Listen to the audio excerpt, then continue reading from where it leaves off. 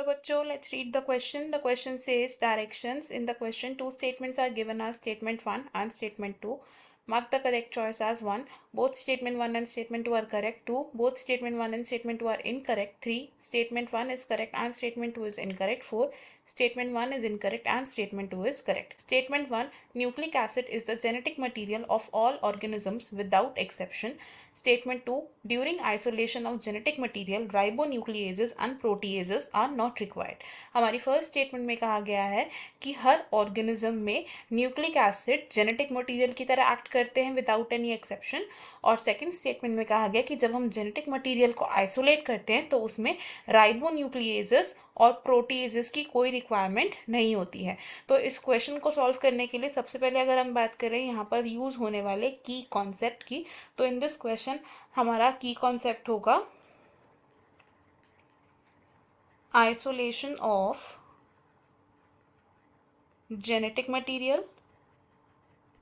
तो genetic material की अगर हम बात करें तो एक ऑर्गेनिज्म का जो जेनेटिक मटेरियल है वो जीन्स को कैरी करता है एंड उसे कैरी फॉरवर्ड करता है टू द नेक्स्ट जनरेशन। अब जेनेटिक मटेरियल्स कौन से होते हैं हमारे? These are the nucleic acids. तो हर ऑर्गेनिज्म में न्यूक्लिक एसिड जेनेटिक मटेरियल की तरह एक्ट करते हैं।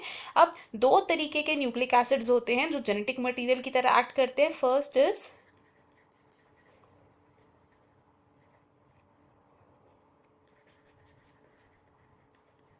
डीऑक्सीराइबोन्यूक्लिक एसिड, जिसे हम कॉमनली क्या बोलते हैं?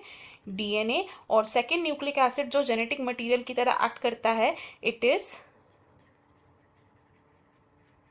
राइबोन्यूक्लिक एसिड, जिसे हम कॉमनली क्या बोलते हैं? आरएनए बोलते हैं। अब अमंग डीएनए और आरएनए, जो डीएनए है इट इज द मोस्ट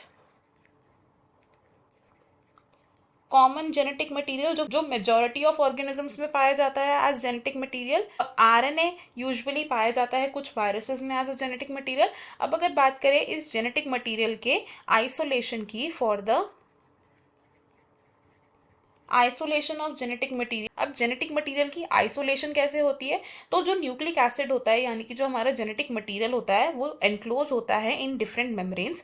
और इस जेनेटिक मटेरियल की आइसोलेशन करने के लिए हमें क्या करना है? उस मेम्ब्रेन को ब्रेक ओपन करना है।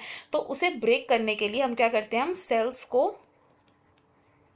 ट्रीट करते हैं विद डिफरेंट सब्सटेंसेस जैसे कि एंजाइम्स। अब डिफरेंट सेल्स में डिफरेंट एंजाइम्स को हम यूज करते हैं ताकि जो सेल मेम्ब्रेन है वो ब्रेकआउट हो जाए एंड हमारा जो डीएनए है which is the most common genetic material वो रिलीज हो जाए। अब जब सेल मेम्ब्रेन ब्रेक करेगी और डीएनए का रिलीज होगा तो सिर्फ डीएनए ही रिलीज नहीं होता, डीएनए रिलीज होता है अलोंग विथ सम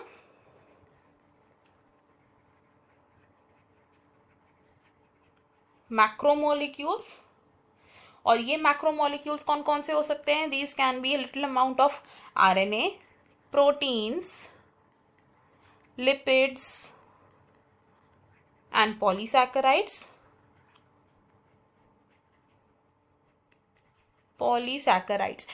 अब अगर बात करें कुछ ऐसे एंजाइम्स की जिनका ट्रीटमेंट हम देते हैं सेल को for the breakout of the membranes, तो वो कौन सी हैं? बैक्टीरिया की बात करें तो फॉर द बैक्टीरियल सेल्स हम सेल को ट्रीट करते हैं with the lysozyme enzyme. Next अगर हम बात करें फंगल सेल्स की तो फंगस के सेल्स के लिए हम क्या यूज करते हैं? काइटिनेज का यूज करते हैं। और अगर हम बात करें अब प्लांट सेल्स की, प्लांट सेल वॉल को ब्रेक करने के लिए हम यूज करते हैं सेल्यूलेज एंजाइम। अब जो डीएनए होता है ये किस तरीके से प्रेजेंट होता है? ये न्यूक्लियोसोम की फॉर्म में प्रेजेंट होता है। और न्यूक्लियोसोम को हम सिंपली कैसे डिस्क्राइब कर सकते हैं? इट इज द डीएनए जो कि क्या हो रखा है? इंटरवाइंड हो रखा है विद द हिस्टोन प्रोटीन्स। तो डीएनए को प्योरीफाई करने के लिए हमें क्या करना पड़ेगा कि प्रोटीन्स को डाइजेस्ट करना पड़ेगा, यानी कि हमें क्या करना है अब यहाँ पर? रिमूवल ऑफ सम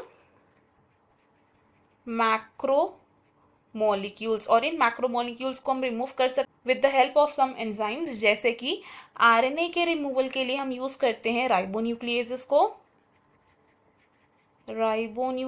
को, और प्रोटीन के रिमूवल के लिए हम यूज़ करते हैं प्रोटीएजेस को। तो हम यहाँ से क्या देख रहे हैं कि जेनेटिक मटेरियल की प्योर आइसोलेशन के लिए राइबोन्यूक्लिएजेस और प्रोटीएजेस की ज़रूरत हो सकती है।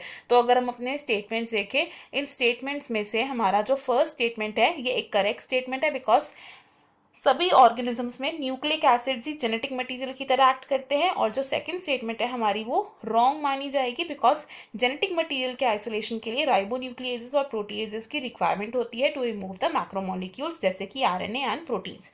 तो अगर हम ऑप्शन देखें, इनमें से हमारा जो करेक्ट ऑप्शन है that will be option 3, which says statement 1 is correct and statement 2 is incorrect. Option 1, option 2 and option 4 wrong हो जाएंगे। हमारा फाइनल आंसर होगा इस क्वेश्चन में option number 3। I hope you understood it well. Best of luck. Thank you.